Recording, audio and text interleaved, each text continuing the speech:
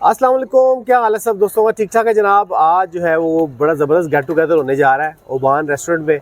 और खुर्शीद साहब बताएं जनाब क्या सर आज हमारे पास जो है ना तगड़ी वीडियोस के साथ तगड़े तगड़े बंदे देखें अंदर जा रहे हैं, ठीक है, कुछ आ रहे हैं और तगड़े मेहमान हमारे जो है ना इस इवेंट में शामिल हो रहे हैं और तगड़ी तगड़ी बातें आपको सिखाएंगे, बताएंगे और हमें भी सीखने का मौका मिलेगा, आपको भी सीखने का मौका मिलेगा। और इंशाल्लाह हर आप मंथ जो है ना इस तरह का इवेंट देखेंगे। इस दफ़ा हम ओमान में कर रहे हैं, नेक्स्ट हम देखते हैं कि किस अपना होटल में जाते हैं, तो वो नेक्स्ट वीडियो में बताएंगे। आए जी इंशाल्लाह।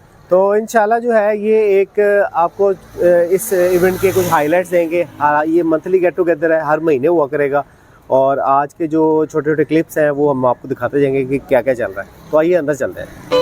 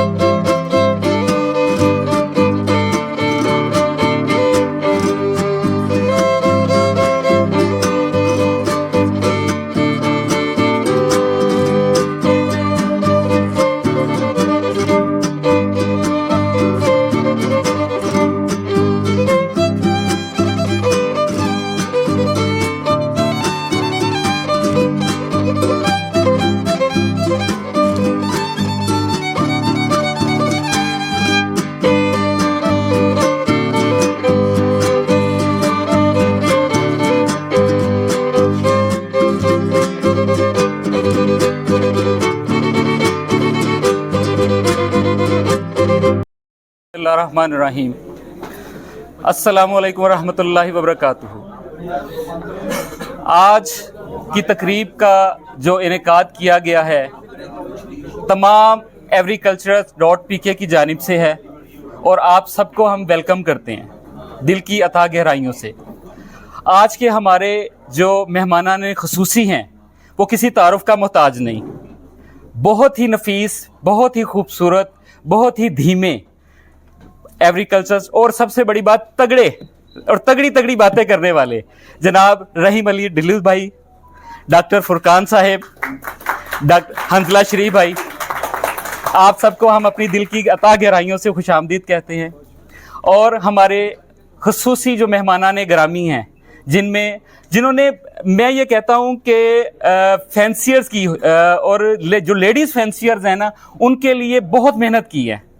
मैं उनको दिल की गहराइयों से खुशामदीद कहूँगा मिस अंबर साहिबा से।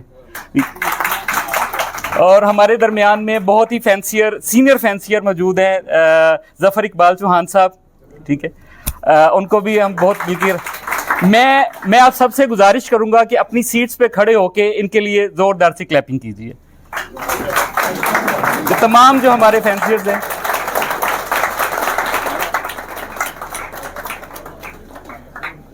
देखिए आज हमने जो ये तकरीब का इनेकाद किया है, ना तो ये कोई लेक्चर देने के लिए, सबको इकट्ठा करने के लिए हमने एक कोशिश की है।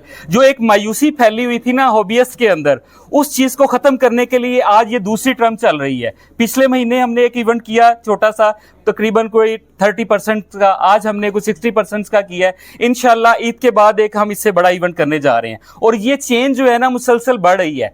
और इस चेन का जो मेन सरबराह है वो हमारे हैं शेख फ़हीम साहब, उनके लिए क्लैपिंग।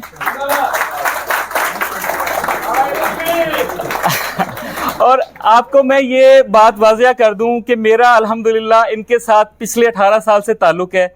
मैं इनके साथ शाना बशाना खड़ा हूँ, ये मेरे साथ खड़े हैं। किसी जगह के ऊपर भी ना हमने एक दूसरे का साथ छोड़ा है और ना अल्हम्दुलिल्लाह आगे छोड़ेंगे। और agriculture.pk की बुनियाद रखने वाले शेख फ़हीम साहब हैं, ठीक है। और हमें एक जगह पे इकट्ठा करना, और ये जो आज गुलदस्ता देख रहे हैं ना, ये इनकी काविश है, ठीक है। इनका ख्वाब है कि तमाम जो हॉबीइस्ट है ना एक जगह, एक छत के ऊपर जो है नीचे जो है ना बैठ जाए। उसके अंदर टीम के अंदर हमारे राना साहब हैं, राना जिब्रान साहब, ٹھیک ہے. ان کی بھی جناب میڈیا کی بہت ساری کاوش ہے. یہ ماشاءاللہ جتنی ویڈیوز بناتے ہیں میرے ساتھ بھی بناتے ہیں تگڑی تگڑی ویڈیوز, کیوں رانا صاحب؟ ٹھیک ہے, تو انشاءاللہ آگے بھی آپ دیکھتے رہیں گے. تو میں بنا کسی تاخیر سے اس تقریب کو آگے بڑھانے کی کوشش کروں گا. جناب شیخ فہیم صاحب آئیں اور اس کو جو ہے نا آگے لے کے چلیں. بڑی خوشی, اہلاً سہلاً مرحبا جی. اتنے پیارے پیارے چہرے ایگریکلچرسٹ کے موتی ہیں جو ہم نے ایک مالا میں پرو دیے جی. اس رب کا جتنا ہم شکر ادا کریں جی اتنا ہی کم ہے. اعوذ باللہ من الشیطان الرجیم, بسم اللہ الرحمن الرحیم. قل یا عبادی الذین اسرفوا علی انفسہم لا تقنطوا من رحمت اللہ, لا تقنطوا من رحمت اللہ. اللہ تعالیٰ کہہ رہا ہے کہ میری رحمت سے نا امید نہیں ہونا, اور مسلمان تو نا امید ہوتا ہی نہیں. نا امیدی ویسے بھی ایک گناہ ہے بہت زیادہ, کہ آپ نا امیدی کریں گے اس کا مطلب کہ آپ کو اس رب سے تعلق رہا ہی نہیں. تو اپنی بات کا آغاز کرتے ہیں. ہمارا ایک موقف ہے, ہماری ایک تھیم ہے, ہم نے سارے ایگریکلچر کو پروموٹ کرنا ہے, نہ کہ کسی ایک خاص اسپیشی کو. جو ایک خاص اسپیشیز کو بھی پروموٹ کر رہے ہیں ہم ان کے بھی ساتھ ہیں, انہوں نے بھی اب سارے ایگریکلچر میں اپنا قدم رکھ لیا. تو دوستو یہ ہمارا ایگریکلچر پہ ابھی ڈیزاسٹر آیا ہے. کیوں؟ ہم نے سب سے پہلے تو اس کو پکڑنا ہے. یہ کیا وجہ بنی کہ سارے ایکٹیو تھے, سارے دوست, سارے بھائی, ڈے بائی ڈے ویڈیو بن رہی ہے. تو ہم ایگریکلچر کے اچھے دوست نہیں ہیں. دوست وہ ہوتا ہے جو غمی خوشی میں ساتھ ہوتا ہے. ہم ایگریکلچر میں خوشی میں تو ہر بندہ ساتھ تھا, لیکن غمی میں کیوں نہیں؟ ایک سوال ہے, غمی میں کیوں چھوڑ دیا اس ایگریکلچر کو؟ بے یارو مددگار یتیموں کی طرح اس کو چھوڑ دیا ہم نے. تو اس کا حل کیا ہے؟ ابھی یہ ہمارے جو ہے نا اسپیکر حضرات, ہمارے ریسپیکٹیبل آنریبل جتنے بھی ہیں ادھر آئیں گے, ان کو موقع دیں گے, وہ ہمیں صرف بتائیں کہ ہم ایک کیسے ہو سکتے ہیں, ہابی کو کیسے پروموٹ کریں, اور اس کی ریزن کیا بنی. اتنا اچھا گھرانہ, اتنے گھرانے کی طرح, فیملی کی طرح خوش باش لوگ, ایک دم ہی ایک ڈیزاسٹر آیا تو سب تباہی مچ گئی راتوں رات ہی. ٹھیک ہے نا, ڈے بائی ڈے ایگریکلچر نیچے. اس کے لیے ہم رہنمائی لیں گے جی. 1400 سال ہم نے پیچھے جانا پڑے گا. ہم رہنمائی لیں گے نبی کریم صلی اللہ علیہ وسلم کی سیرت سے. جب تک سیرت ہمارے بیچ میں نہیں نہ ہوگی, ہم رب کعبہ کی قسم کامیاب نہیں ہوں گے. آپ میری بات لکھ لیں آج کی. یہ جائزہ لیں گے, سیر کریں گے تھوڑی سی. آپ نے کہا جی دھوکہ, فراڈ یہ نہیں کرنا, جھوٹ نہیں بولنا. نبی کریم صلی اللہ علیہ وسلم نے کہا کہ مومن ہر چیز ہو سکتا ہے, شرابی ہو سکتا ہے, زانی ہو سکتا ہے, جھوٹا نہیں ہو سکتا. ٹھیک ہے نا, کتنی بڑی بات آپ صلی اللہ علیہ وسلم نے کہہ دی. تو ہم, اور یہ بھی ہے کہ جھوٹ رزق کو کھا جاتی ہے, اور ہم آج کل کتنے جھوٹ بول رہے ہیں. تو نبی کریم صلی اللہ علیہ وسلم نے تربیت کی اپنے صحابہ کرام کی, وہ ہمارے لیے بھی جو ہے نا اچھی راہ بنے گی اگر ہم اس پر عمل کریں گے. تو تربیت کی, لوگوں کو بتایا, صحابہ کرام جڑتے گئے. تو پھر جب تربیت ان بدو کی ہوئی تو پھر چلتے زمین پر تھے, اور ان کے قدموں کی آواز آسمان پر عرش پہ آتی تھی. کیا وجہ تھی؟ کہ ان کی تربیت کی.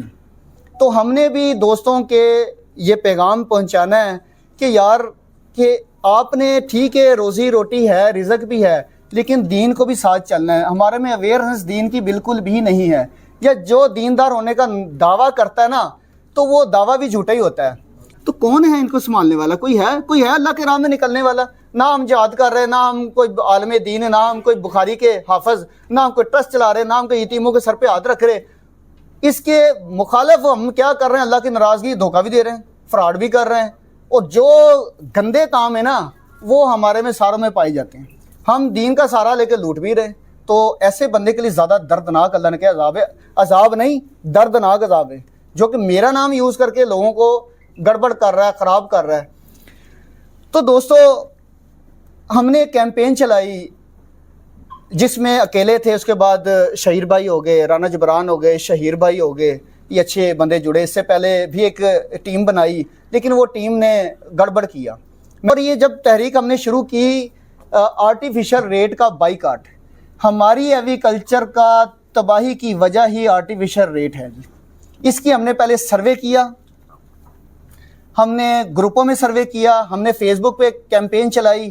99.9 لوگوں نے ہمارا ساتھ دیا, اور انہوں نے کہا کہ یار بڑے سے بڑے بندوں نے, شیخ صاحب جو ایگریکلچر کی تباہی ہے نا آرٹیفیشل ریٹ نے کیا. 10,000 کی چیز کو آپ 10 لاکھ کی بیچ رہے ہیں. ٹھیک ہے, تو سارے لوگ ہماری فیور میں آئے. انہوں نے کہا یار شیخ صاحب یار آپ نہ کریں یار, اللہ نے اتنی عزت دی ہے آپ کو, تو آپ تو اپنی عزت کا کھانا خراب کرا لیں گے.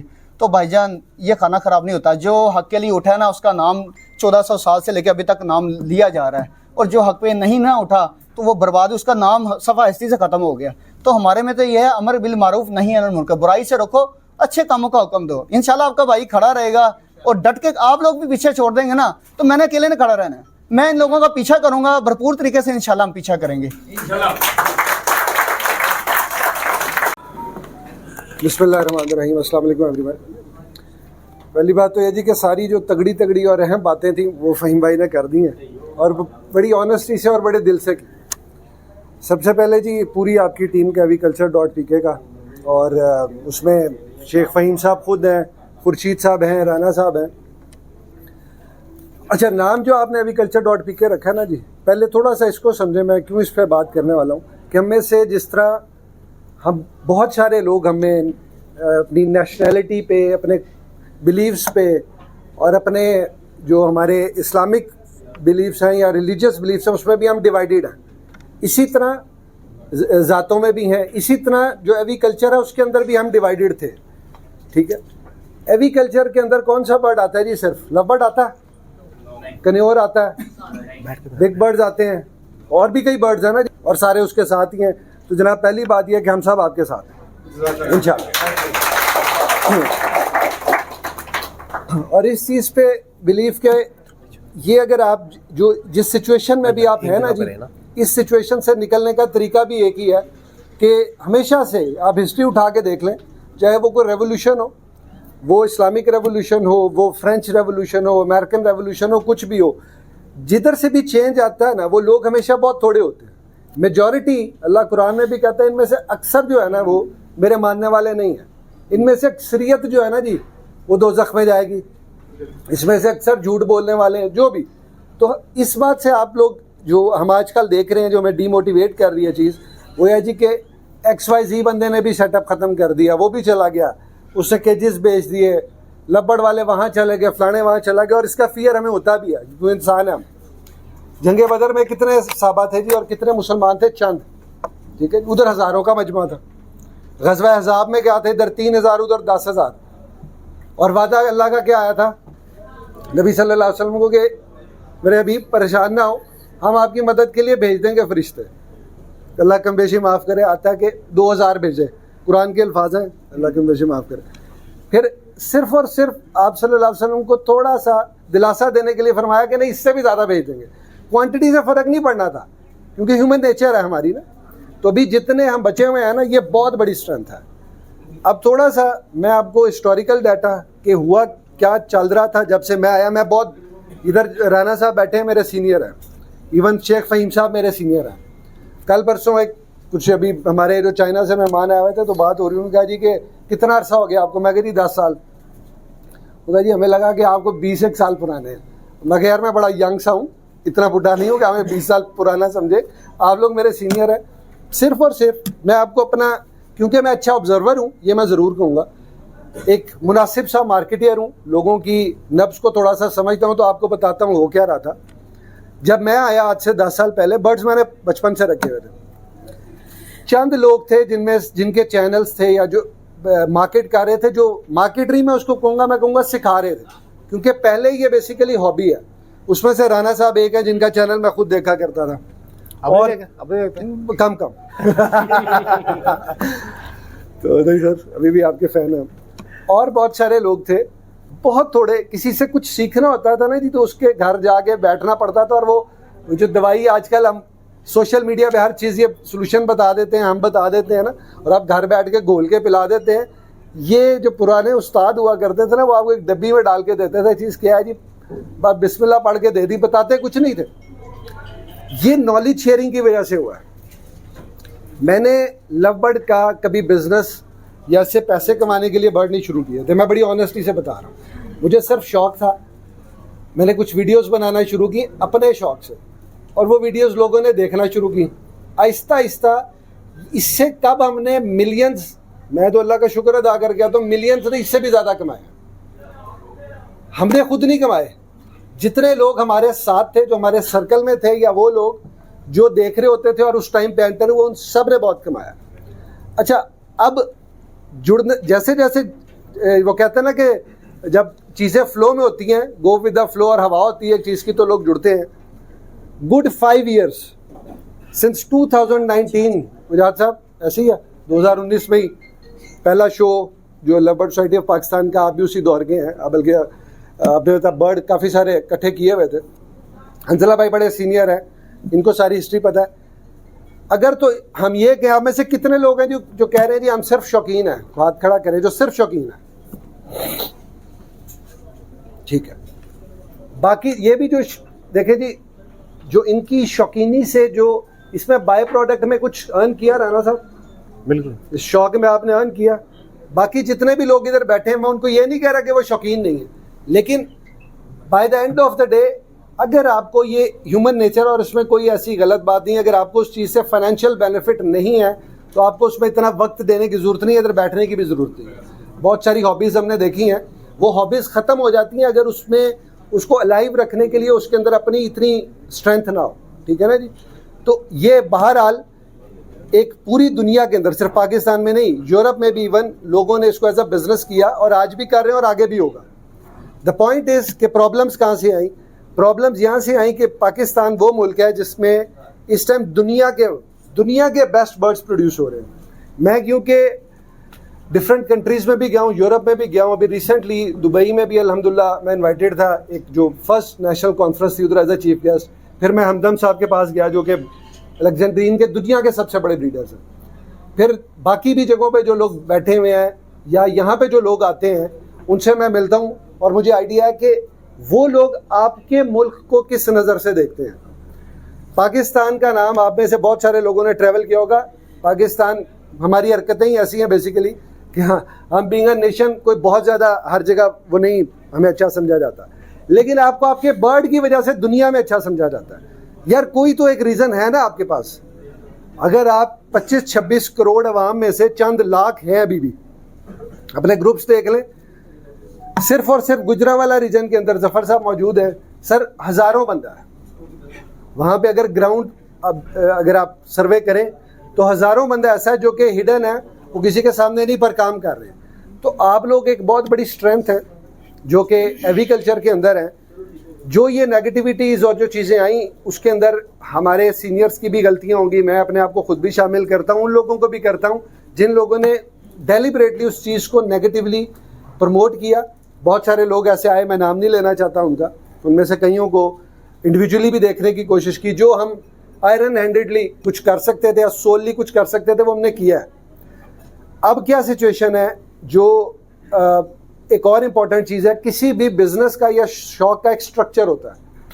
ایک پروڈیوسر ہے، میں جیسے ایگریکلچر سے بلونگ کرتا ہوں، اس کے بعد منڈی میں بیٹھا ریٹیلر ہے یا آڑتی ہے، اس کے بعد آپ کا وہ بندہ آ جاتا ہے اگر کوئی برانڈ ہے جو اس کو پیک کر کے بیچ رہا ہے، پھر ڈسٹریبیوٹرز آ جاتے ہیں اور پھر کنزیومرز آ جاتے ہیں. اسی طرح اس پورے ایگریکلچر کو جو چیزوں نے رکھا ہوا ہے اس میں آپ کے بریڈر سے لے کے امپورٹر سے لے کے بروکر سے لے کے دکاندار سے لے کے جتنے بھی لوگ ایگریکلچر کی فیلڈ سے وابستہ ہیں وہ اتنے ہی امپورٹنٹ ہیں جتنا میں اپنے لیے آپ کو امپورٹنٹ سمجھتا ہوں اور آپ اپنے آپ کو. اگر ہم کسی بھی بروکر کو ایلیمینیٹ کریں گے، کسی دکاندار کے ساتھ اس کے لاجر ہیڈ آئیں گے کہ جی آپ نہیں کر رہے، آپ نے کام خراب کیا، تو ساری کی ساری عمارت گرے گی، اور یہ گری بھی اسی وجہ سے. امپورٹنٹ تھنگ از کہ آپ اپنی ذمہ داری کو سمجھیں. جس طرح فہیم صاحب نے فرمایا کہ اپنی جگہ جو بھی کام کر رہے ہیں وہ پلیز آنیسٹی سے کریں. کسی کو مشورہ دے رہے ہیں، برڈ دے رہے ہیں، ویڈیو بنا رہے ہیں، واٹ ایور، اس کو آنیسٹی سے کریں. تھوڑے سے سولوشن کی طرف آ جاتے ہیں. ابھی سولوشن صرف اور صرف یہی ہے کہ جتنے لوگ بچے ہیں نا، اور وہ بہت اچھی خاصی اسٹرینتھ ہے، وہ لوگ کم از کم نیگیٹو ایلیمنٹس کو اپنے اینڈ پہ روکیں. جو برڈز آپ بریڈ کرا رہے ہیں اس کو آپ کرائیں، جتنی جس کی جو کیپیسٹی ہے وہ کرائیں، اس میں کوئی حرج نہیں ہے.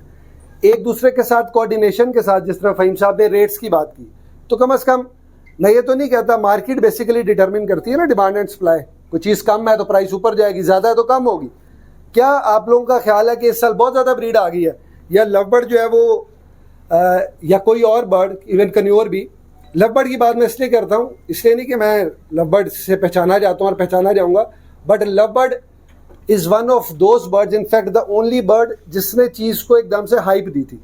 میں باقیوں کو اگنور نہیں کر رہا، میرے پاس باقی برڈز بھی ہیں، بہت سارے لوگ بیٹھے ہیں جن کو پتا میرے پاس پچھلے 3 سالوں سے ڈفرینٹ برڈز بھی ہیں جو میں بریڈ کرا رہا ہوں. بٹ یہ وہ برڈ تھا جو پڑھے لکھے لوگوں کو لے کے آئے، جس میں ہم لوگ फ्रंट लाइन गए मीडिया के ऊपर, टीवी चैनल्स के ऊपर, सोशल मीडिया के ऊपर, इंटरनेशनल जगहों पे। बाकी बर्ड्स में ऐसा नहीं था। हमने यही पैसा जो लव बर्ड से कमाया हमने उन बर्ड्स में डाला, वो बर्ड वालों ने भी ग्रो किया। इस टाइम आज से साल पहले जो मैंने वीडियो एक बनाई थी उसमें मैंने सबका किया था जी कि हम थोड़ा सा इकट्ठे हो जाए, नेगेटिविटी ना फैलाएं, वरना ये पूरी की पूरी इमारत गिरेगी। और ऐसा ही हुआ। ये नहीं कि मुझे को बड़ा अल्लाह माफ़ी दे कोई इल्म था, मैं बड़ा नाकिसुल इल्म हूँ, लेकिन अपनी सेंस से बात की थी। आज अगर आपने इसको सही करना है तो सबसे पहले ये कि हर बर्ड वाला दूसरे बर्ड वाले की रिस्पेक्ट करें। चाहे आप लव बर्ड रखें, चाहे कन्योर रखें, चाहे बिग बर्ड्स रखें, आप अपने एंड पे जो भी आपकी कम्युनिटी है, एक तो ये समझें कि हम एक ही कम्युनिटी है। दूसरी बात ये कि किसी के अगेंस्ट किसी किस्म का प्रोपेगेंडा ना करें। बर्ड की बेसिक मार्केट क्या, बर्ड बिकता कहाँ पे है जी? आप में से कितने लोग ऐसे हैं जो ब्रोकर्स के थ्रू बर्ड बेचते हैं? प्लीज बता सकते हैं? चंद और होंगे जिन्होंने हाथ नहीं खड़ा किया। बाकी लोग कैसे बेच रहे हैं? सोशल मीडिया पे बेच रहे हैं या शॉप्स पे जा रहे हैं? वो भी नहीं जा रहा होगा कोई, सोशल मीडिया पे बेच रहे हैं ना जी। तो सोशल मीडिया पे आप लोग क्यों दूसरों पे डिपेंड करते हैं कि रहीम अली या फ़हीम साहब या राना जिब्रान आपके बर्ड बेचे? भाई मैं क्यों बेचूंगा आपके बर्ड्स? आप मेरे बर्ड बेचेंगे अगर आप पहली मुश्किल में, तो आप मेरे लिए करेंगे कि अपने लिए करेंगे? ज़रूर देखेंगे आप किसी और के लिए, बट ट्रूथ इज कि सबसे पहले आप अपने लिए काम करेंगे। तो अगर आप चाहते हैं तो अपनी जो हमारी कौम के अंदर एक वो चीज़ है ना कि हम अपना ब्लेम दूसरों के ऊपर 2 मिनट पे डालते हैं, और अगर कोई बहुत अच्छा काम फ़हीम साहब ने किया तो उसका क्रेडिट मैं 1 मिनट में लूँगा कि वो मैंने किया, क्योंकि आज के इवेंट पे मैं आया था इसलिए 50 बंदे आए, आपकी वजह से नहीं आए। ये हमारी सोच है। तो सिर्फ और सिर्फ मैं ये चाह रहा हूँ अपने अपने सोशल मीडिया जो आप लोगों की जो भी कैंपेन है, जो आपकी दुकान है बेसिकली ना, उसको स्ट्रेंथ करें, उसके लिए काम करें। जितने लोग यहाँ पे मार्केटिंग को समझते हैं, या राना साहब एक्सपर्ट यूट्यूबर हैं, या मैं कहीं पे कोई ऐसी कुछ मेरे साथ फोटोग्राफर्स और ऐसे सोशल मीडिया प्रोफेशनल्स हैं जो परसों की वीडियोस के बाद आए कि हम मिल के उन लोगों को जो कुछ करना चाह रहे हैं हम उनको ट्रेन करें। तो आप प्लीज़ अपने अपने जो बर्ड्स हैं, अपनी अपनी चीज़ें उनको खुद करना शुरू करें। मार्केट के अंदर जो प्राइसेस हैं उनको एक दूसरे से डिस्कस कर लें, पॉजिटिव मैनर में चलें।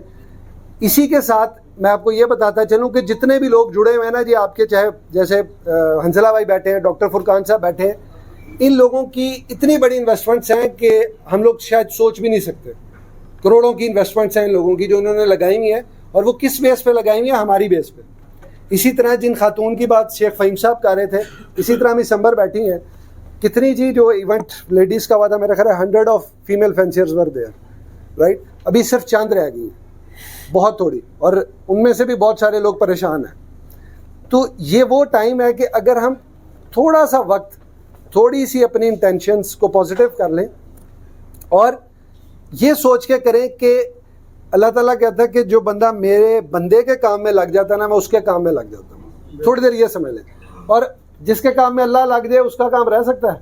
नहीं रह सकता। तो बस थोड़ी देर के लिए हमें एक दूसरे के बारे में सोच रहे हैं।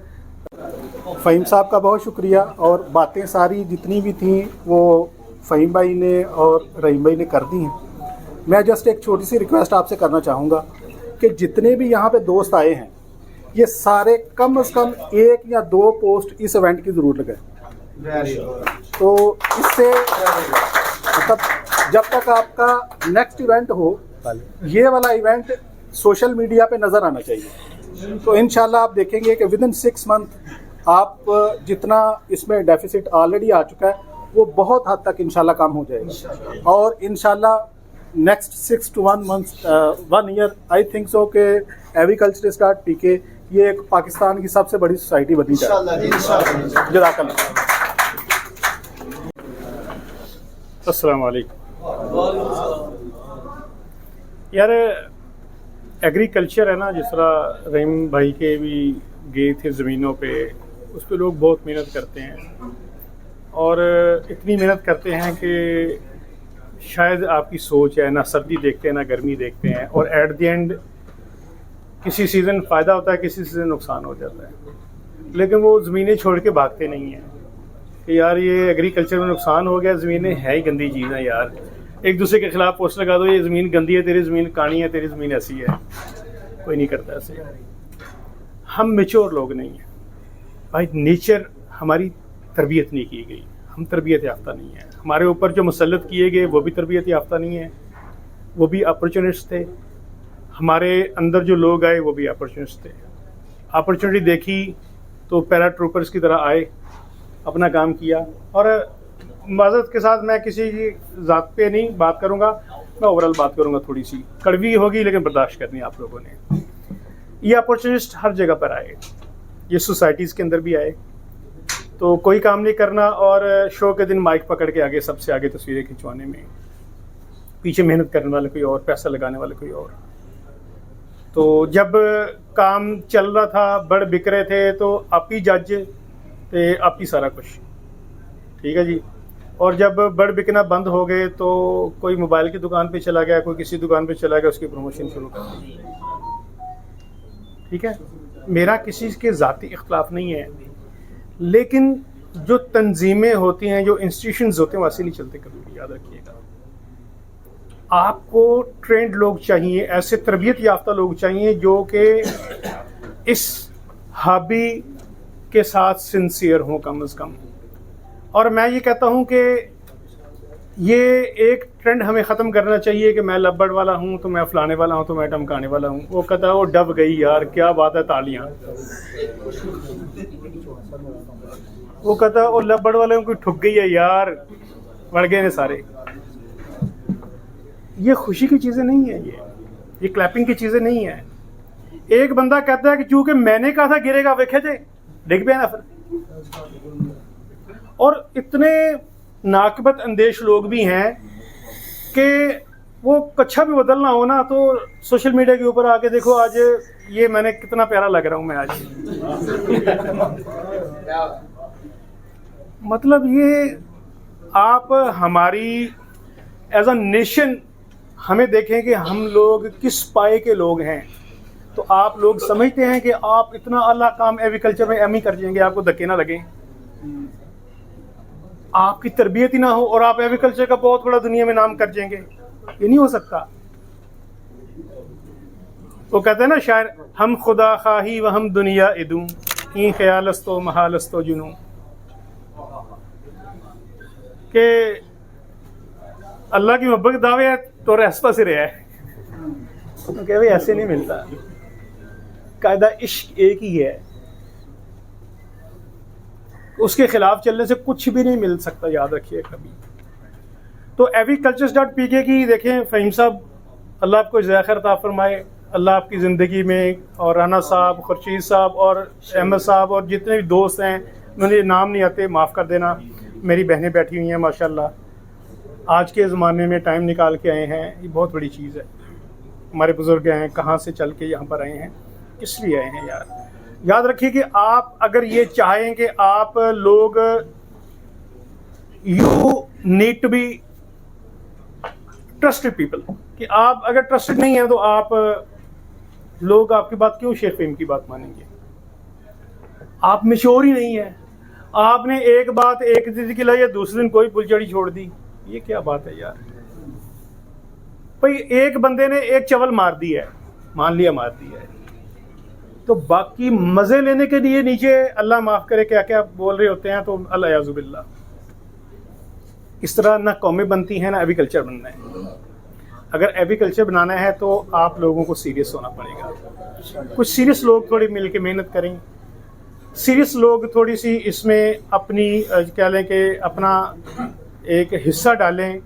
تو ٹرسٹ می, اب ہم لوگوں نے نا, میں کمرشلائز نہیں کر رہا اپنے آپ کو, صرف ایک اپنی اچیومنٹ بتا رہا ہوں. ہم نے جو ایک ٹیسٹ لانچ کیا ہے نا, یہ والا کلر میوٹیشن والا, دس is not a simple job. یا ڈاکٹر صاحب نے کوئی ٹیسٹ لانچ کیے ہیں, وہ جو ٹیسٹ لانچ کرتے ہیں نا, اس کے پیچھے اس کی دن رات کی محنت ہوتی ہے, اس کے اوپر اس کی انویسٹمنٹ ہوتی ہے, پھر جا کے. اور یہ دیکھیں یہ ایک ملک کا نام ہے, یہ ایک ملک کا نام ہے. تو دیکھیں آپ, صرف آخری بات کر کے بات ختم کروں گا کہ آپ جب ایک ڈاٹ بھی لکھنے لگے نا سوشل میڈیا پہ, تو آپ یہ ضرور ذہن میں رکھیں کہ میں پاکستان کا نمائندہ ہوں, میں ایک مسلمان ہوں. اگر آپ یہ دو چیزیں ذہن میں رکھیں گے نا, کہ اب یہ ساری باتیں فہیم بھائی نے کر دی ہیں کہ مسلمان فراڈ نہیں کرتا, یہ وہ لٹرم پٹرم, یہ ٹھیک ہے. لیکن دوسری بات یہ ہے کہ अपने आप को ब्रांड एम्बेसडर समझें एक मुल्क का, एक नेशन का। अगर ये समझ के काम करेंगे ना इंशाल्लाह, तो याद रखें ये छोटी छोटी चीज़ें ये सोसाइटियाँ भी ठीक हो जाएंगी, ये लैब वाले भी ठीक होंगे, ये ब्रीडर्स भी ठीक होंगे, और ये जो ब्रोकर लफ्ज़ पता नहीं, मुझे तो अच्छा नहीं लगता, लेकिन जो भी तिजारत कर रहे हैं ये लोग भी अच्छे होंगे। सारे ज़रूरी हिस्से हैं, अगर हर बंदा अपना पार्ट ईमानदार से जो है ना वो अदा करेगा तो सब ठीक हो जाएगा इंशाल्लाह। इमाम बुखारी रहमतुल्लाह अलैह इसलिए हदीस पर तब करने लगे तो उन्होंने पहली हदीस जो फरमाई हो इन्ना माला मालो बिन्नियास, उन्होंने क्या होने तू पढ़ लगा है तो पढ़ के देख के तू क्या आलम अपने आप को आलम कहलवाना चाहता है, क्या लोगों को अपना इल्म जो उनके ऊपर मुसर्रत करना चाहता है, तब तेरी मर्जी है, तू ऐसा भी कर सकता है। लेकिन अगर तेरी मामले में भलाई है तो इससे भलाई हासिल करो और लोगों में तकसीम करो, तभी ये तेरे इख्तियार में है। और ये मेरे इख्तियार में है कि मैं अपने लिए क्या चुनाव करता हूँ, और मेरे लिए बेहतरीन रास्ता ये है कि मैं अपने नबी सल्लल्लाहु अलैहि वसल्लम की जो सुन्नत है उसको अपने मशले राह बनाऊँ कि वो उन्होंने किस तरह से ज़िंदगी गुजारी। वो फरमाते थे, उनके हदीस हैं, मुख्तलिफ हदीसें हैं कि सबसे बेहतरीन बंदा इस दुनिया में वो है जिसके अंदर लोगों के लिए भलाई है। हमारा सारा मंबा, सारी सोच हम इन सब लोगों को एक दूसरे के लिए भलाई के बारे में होनी चाहिए। ये हमारे भाई हैं, इन्होंने हज़रत साहब ने बात इन्होंने बुलाया, ये लोग आ गए, ये ऐसे नहीं आए, ये आपकी मोहब्बत है, और आप ऐसे नहीं आए, इनके साथ आपको मोहब्बत है, इनकी बातों को सुनो। उन्होंने जिस मोहब्बत से बुलाया है उस पर अमल पैरा होना चाहिए। नीलू साहब की मैंने परसों एक वीडियो देखी थी, उसके अंदर एक बड़ा करब था, थोड़ा था गुस्सा भी था, वो होना भी चाहिए, वो जायज़ था इनका। हमें थोड़ा निकलना पड़ेगा इस मामले से कि इसने क्या कहा, उसने क्या कहा। ये लड़ाई है एक ऐसी मुबम सी कि जिसके अंदर कोई हासिल नहीं हो रहा। हमें थोड़ा अपने आप को अपडेट करना पड़ेगा। जैसे कि इनके पास कल चाइना से लोग आए थे, वो इसको हमें एक और निगाह से देखना पड़ेगा कि हमें अब इंटरनेशनल लेवल पे जाना है। हम इस मुल्क के लिए तो कर ही रहे हैं, और जिस हद तक कामयाब है वो भी हमको पता है कि एक दूसरे की टांगें खींच के हम जहाँ पहुँच गए हैं वो हमारे लिए मेरे ख्याल में एक लफ्ज़ है कि बात से शर्म है, इससे निकलना पड़ेगा। हमें अच्छा यानी प्रोड्यूसर होना पड़ेगा, और हमें अपने आप को लोगों के सामने अच्छी प्रेजेंटेशन देनी पड़ेगी। जब भी मैं कोई बर्ड लगाऊं या कोई मेरे दोस्त लगाएं तो वो ये देखें कि इसको पूरी दुनिया देख रही है, और उसने इस पे अट्रैक्शन पैदा करो कि ताकि दुनिया दूसरे वाले जो लोग हैं वो हमारे साथ रब्ता करें। हमारे पास इतने कीमती लोग हैं। ये मैं अपनी बात बता रहा हूँ, मुझे शौक़ है, मैं बेसिकली मैकेनिकल इंजीनियर हूँ, और ये जेनेटिक इंजीनियरिंग है। मैंने इसको चैलेंज के तौर पे लिया, और अल्हम्दुलिल्लाह ठीक है, अब तक भी चल रहे हैं। इतने नामसाद हालात के बावजूद आज भी अल्हम्दुलिल्लाह हमने एडिशन किया, अल्हम्दुलिल्लाह 2 एक्वा डाले हैं, 1 डन फेलो डाला है, अल्लाह का एहसान है, शुक्र है। किताब मैंने मंगवाई अमेरिका से, उसको जब पढ़ा तो मुझे ऐसे लगा जैसे मैं इन हजरात को सुन रहा हूँ, इंजला भाई को। इनकी बातें उस किताब से कहीं आगे हैं। ये इतने कीमती लोग, इससे आगे, तो ये इतने कीमती लोग हैं हमारे पास, इनसे हमें रहनुमाई लेनी पड़ेगी। और मैं इस बात को आखिर करता हूँ कि हमें हर महीने इकट्ठा होना पड़ेगा, और हर आदमी अपने तई तजावीज़ को नोट करके लेके आए कि पिछले वक्त जो मीटिंग थी उसमें क्या कमी थी, क्या मैंने फ़ायदा उठाया, आइंदा के लिए क्या कहना चाहिए। जब मिलेंगे तो इन लोगों से हमें फ़ायदा पहुंचेगा। और मैं बहुत खुश हूँ कि आप सब लोग आए हैं, और एक जो पुज़बुर्दगी थी उसको हमने देखा कि आज कुछ को दूर हुई है। अस्सलाम वालेकुम। मुझे लगता है कि मैं बड़ा कुछ सोच रही थी, अच्छा ये भी बोलूंगी वो भी बोलूंगी। कुछ बातें फ़हीम भाई ने बोल दी, कुछ रहीम भाई ने बोल दी, और बाकी हंजला भाई ने बोल दिया। तो जो कुछ मैंने बोलना था वो आप लोग पहले ही सुन चुके हैं। बस मैंने इस चीज में जो एक लैक फील किया है, मेरे 2 भाई अब्रॉड में रहते हैं साउथ अफ्रीका में। अब उनको मैं नहीं पाकिस्तानी हालात बता रही, वो सोशल मीडिया से सब कुछ पोर्ट्रेट करके मुझसे पूछ रही हैं कि क्या बात है, बर्ड नीचे आ गया है। और बस मैं ये चाहूंगी कि हम जो भी पोस्ट लगाएं, एक दूसरे को जो भी कमेंट करें, उसमें 100% पॉजिटिविटी हो, ताकि हमें ये लगता है कि हम एक दूसरे को पोस्ट कर रहे हैं, हमें नहीं पता हमारे अल्फाज, हमारी वीडियोस, हमारा अमल जो है ना वो कितनी दूर कैसा सब कुछ शो कर रहा है। और ऑब्वियसली मेरे भाई के वहां पर बहुत सारी एक सोसाइटी है, पिछले 26-27 साल से वो वहां पे रह रही हैं, और बहुत ज्यादा वो लोग मुझे वहां पे सुनते हैं, देखते हैं, और वहां पर जाके उनका शौक पैदा हो रहा है। तो मैं तो जाने ही लगी थी तो पता चला कि पाकिस्तानी हालात खराब हो रहे हैं। तो मुख्तसर बात ये है कि अपने आप को पॉजिटिव शो करें, और जो बातें फहीम भाई ने कही हैं कि अपने आप को थोड़ा सा हमें अल्लाह के नजदीक करना चाहिए, कि तोतों ने जवाब हमारा नहीं देना, हमें तो वाकई तोतों के जवाब कब्र में बहुत डिटेल में देने पड़ेंगे, उसके बाद हमारे अपने अमाल खुलेंगे। तो थोड़ा सा ना इस दुनिया से निकलकर थोड़ा सा पॉजिटिविटी की तरफ सोचना चाहिए। बहुत शुक्रिया। लाइफ लाइन हर्बल, इनके सीईओ इमरान भट्ट साहब भी हैं। अभी आपको सारे गिव अवे सारे आपको मिलेंगे। तो ये हर्बल ऑयल इन्होंने बनाया जी, ये जादू है, ये जादू है जी, एक बर्ड्स के लिए, ये सारे इसके नाम से वाकिफ होंगे।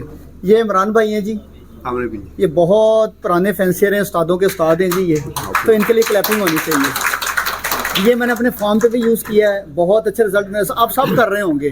फिर ये हर्बल अर्थ ग्रीन है, इसके भी रिजल्ट्स आप देखेंगे। अभी आपके पास सारी चीज़ें आ रही हैं, दे रहे हैं दोस्त। ये ग्रिड्स है जी, ये भी कमाल चीज़ है। ये कहते हैं जी, ये जो 25-25, 30-30 साल पुरानी मट्टी है ना, ये वो ढूंढने जाते हैं। जैसे गोताखोर समंदर में नहीं जाता, ये बरसा भी वो चीज़ें ढूंढते हैं, इससे मिनरल्स और मट्टी जो ये मर्ज ये मकाउस खाते हैं, ये वो जनवन है। जहाँ भी बरसा देखते हैं ना कि सारे कदम वगैरह से टूट रही है, ये बिला वो डरते नहीं कि मुझे कैद कर लीजिए, फ़ौरन पहुँच जाते हैं मिट्टी लेने। तो ये बहुत अच्छी प्रोडक्ट है जी इनकी। मैं हर बंदे को प्रमोट नहीं करता, ये मैंने खुद यूज़ किए हैं। तो ये पाकिस्तानी चीज़ें हैं जी, इनको आप इंशाल्लाह यूज़ करें।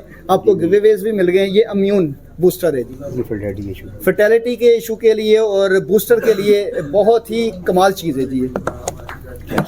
ये कैल्शियम है जी इनका। ये मैंने अभी यूज़ नहीं किया, इसके रिजल्ट मैंने सुने बहुत आउटस्टैंडिंग रिजल्ट इनके, और नेचुरल है सारे। ये कोई दूसरी आर्टिफिशियल नहीं है, ये सारे नेचुरल। हाँ बिल्कुल।